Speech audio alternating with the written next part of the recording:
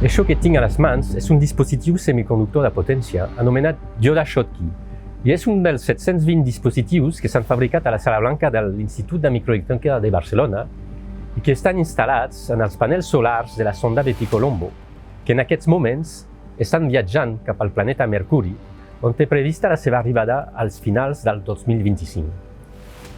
Hola, em dic Philippe Guignon i soc professor d'investigació del CSIC a l'Institut de Microelectrònica de Barcelona.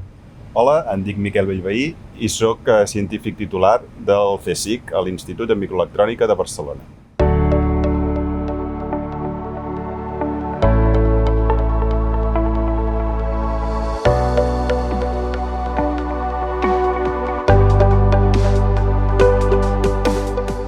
Els diodes es troben quasi en tots els circuits i aparells electrònics. Probablement sabeu que molts components electrònics estan fets amb silici, però aquest dispositiu està fet amb un altre tipus de material semiconductor molt especial, com és el carbur de silici. A més, aquest diode Schottky té una característica molt especial que el diferencia dels diodes Schottky convencionals, i és que pot suportar un rang de temperatures molt elevats. Quan els panels solars de la sonda estan exposats al sol, s'estima que les temperatures poden arribar fins als 300 graus i quan estan en eclipsi amb el sol es poden baixar fins als menys 160 graus. Per aquesta raó, aquests dispositius han de ser capaços de suportar aquest rang de temperatures sense que hi hagin derives a les seves característiques. El cas és que aquest tipus de dispositius, amb aquestes característiques extremes, no existien fins ara al mercat. I l'Institut de Microelectrònica de Barcelona va ser escollit per l'Agència Espacial Europea per fer-ne el disseny, el desenvolupament i la fabricació a la nostra Sala Blanca.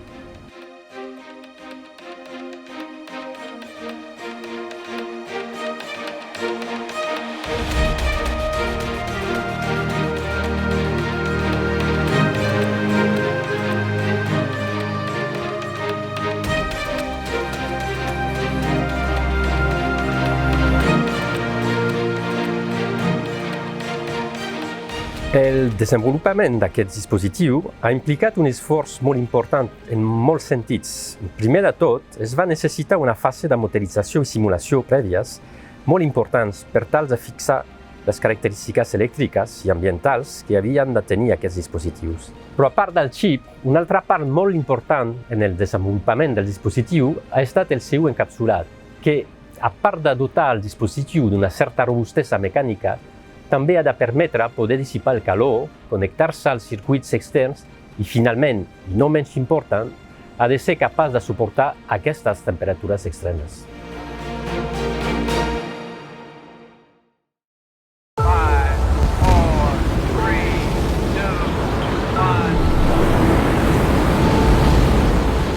El 28 d'octubre del 2018, la sonda Bepicolombo es va enlairar des de Kourou, a la Guaiana Francesa, a bord del coet Ariane 5, amb prop de 720 dispositius iguals que els que us hem ensenyat i que estan instal·lats en els panells solars de la sonda.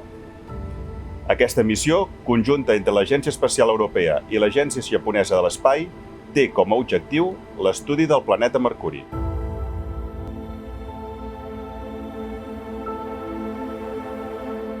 I per què el planeta Mercuri? Doncs perquè realment coneixem molt poc d'aquest planeta i el poc que coneixem de missions anteriors planteja molts de dubtes. Té un feble i inesperat camp magnètic, té una atmosfera molt tènue amb unes proporcions inesperades de sodi, potassi, calci i magnesi. A més, el planeta Mercuri es contrau i a la superfície hi ha unes grans depressions d'origen desconegut. Per arribar a Mercuri, la sonda ha de fer el que s'anomena un flyby o assistència gravitatòria al voltant de la Terra. 2 al planeta Venus i 6 a Mercuri per tal d'aconseguir una òrbita estable i relativament propera al voltant del planeta cap al 2025.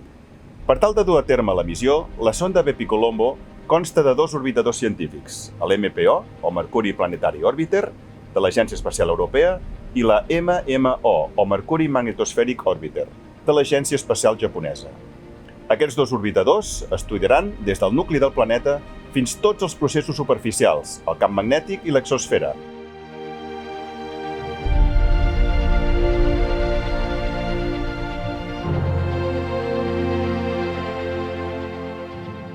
Però tornem a aquests dispositius de carbó de silici. Quina és la seva missió? Per què serveixen? Com hem dit abans, aquests components estan instal·lats en els panells solars de la sonda, que són els encarregats de donar energia a tots els sistemes electrònics, propulsió, computació, comunicació, gràcies a una font d'energia il·limitada, com és el Sol. Aquests panells solars es componen de moltes cel·les fotovoltaiques combinades en sèrie i en paral·lel. Per tant, el que es fa és posar aquests díodes de bloqueig per a que, en el cas que hi hagi un curtcircuit amb una de les cadenes de cel·les, la resta puguin seguir funcionant i seguir subministrant energia elèctrica a la sonda. Com veieu, és una funció relativament senzilla, però essencial per mantenir la sonda en marxa i que no es pot dur a terme amb components de sonda.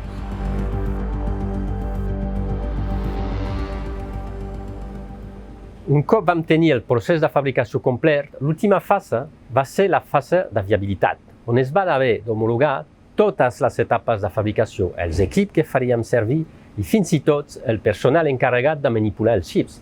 Tot això perfectament documentat per tenir finalment components homologats i qualificats per vol per part de l'Agència Espacial Europea. Aquest singular dispositiu de carbó de silici, fabricat a la Sala Blanca de micro i nanofabricació de l'IMD-CNM, ha donat tan bons resultats que l'ESA l'ha escollit per altres missions d'exploració del sistema solar intern, com per exemple la Solar Orbiter, llançada a l'espai al febrer del 2021 amb l'objectiu d'estudiar la heliosfera i obtenir les imatges més properes al Sol fetes fins ara.